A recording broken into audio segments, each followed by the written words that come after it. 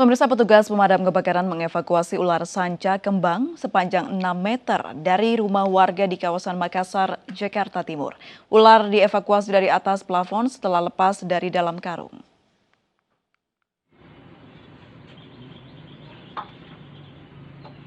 Dengan sangat berhati-hati, petugas penanggulangan kebakaran dan penyelamatan Jakarta Timur berusaha mengevakuasi ular sanca kembang dari atas plafon rumah warga, seorang pecinta reptil di kawasan Kebon Pala, Makassar, Jakarta Timur.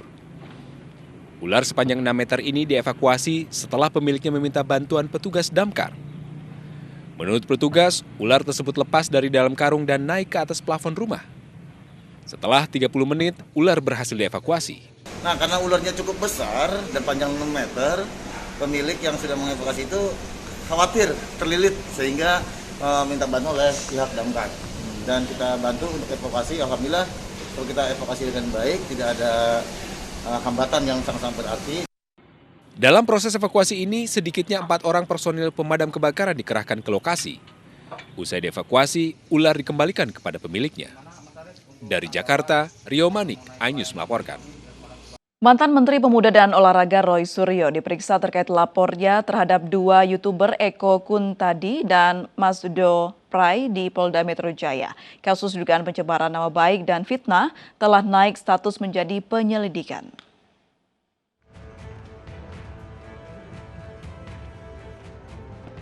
Mantan Menteri Pemuda dan Olahraga era SBY Roy Suryo diperiksa terkait laporannya terhadap YouTuber Eko Kuntadi dan Mas Joprey di Polda Metro Jaya, Jakarta. Ia bersama 3 saksi lainnya dimintai keterangan untuk berita acara pemeriksaan yang melibatkan 2 YouTuber yang dinilai memfitnah dan menyebarkan nama baik Roy Suryo soal penggelapan sejumlah barang inventaris Menpora. Selain ditanyai 25 pertanyaan, Roy Suryo juga menyerahkan sejumlah barang bukti dari tangkapan layar hingga transkrip percakapan video berdurasi 18 menit yang menyebutkan namanya hingga 33 kali. Jadi ini sudah sangat sengaja mereka membuat konten dan dikirimkan mungkin untuk diajak untuk bersindikat untuk kemudian menyerang saya. Jadi sekali lagi hari ini semua bukti-bukti ini sudah menjadi alat bukti hukum yang sah di Polda Metro Jaya, dan sekali lagi kami berterima kasih para penyidik bekerja sangat profesional. Mereka bilang mereka bercanda, ya saya dengan tegas mengatakan kalau mau bercanda silakan bercanda dengan para penyidik yang sudah menunggu di dalam, ya gitu. Langsung saja datang dan menyampaikan saja bercanda ke dalam, ya. Dan kalau mau membuat konten, katanya mau ngajak saya membuat konten, silakan para penyidik dibuat konten sekalian. Roy Suryo tetap melanjutkan laporannya yang masuk dalam tahap penyelidikan untuk kedua YouTuber yang menjulukinya sebagai Dewa Panci. Diketahui video dugaan pencemaran nama baik Roy Suryo diunggah pada 29 Mei lalu dengan topik insiden serempet mobil Roy Suryo dengan seorang yang diduga aktor Lucky Alamsyah. Dari Jakarta, Nadia Valeri, Laksana, iNews melaporkan. Pemirsa, uji coba pesepeda road bike di jalur kendaraan bermotor Sudirman Tamrin dimulai hari ini. Kadisub DKI Jakarta mengklaim seluruh pengguna road bike tertib berada di jalur yang disediakan.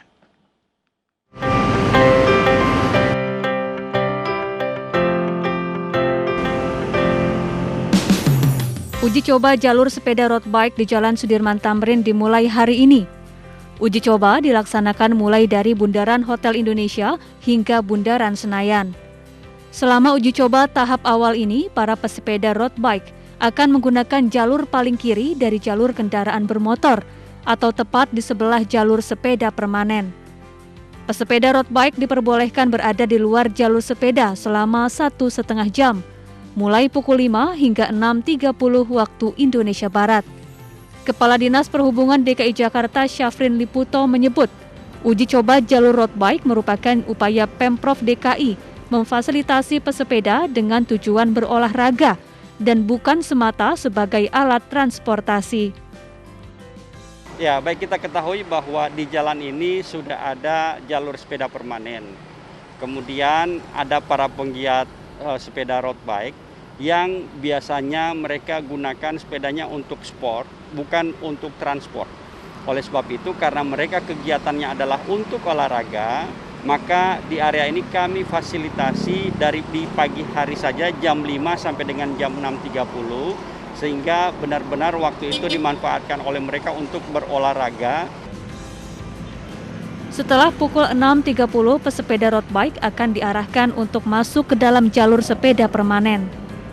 Sementara itu, saat ini Dishub DKI Jakarta dan Ditlantas Polda Metro Jaya tengah mengkaji sanksi bagi pesepeda yang masih melintasi jalur kendaraan bermotor di luar waktu yang ditentukan.